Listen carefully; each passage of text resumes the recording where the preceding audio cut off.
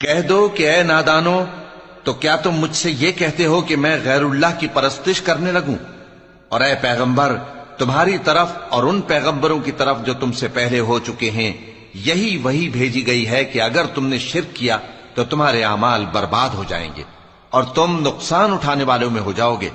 बल्कि अल्लाह ही की इबादत करो और शुक्रगुजारों में रहो।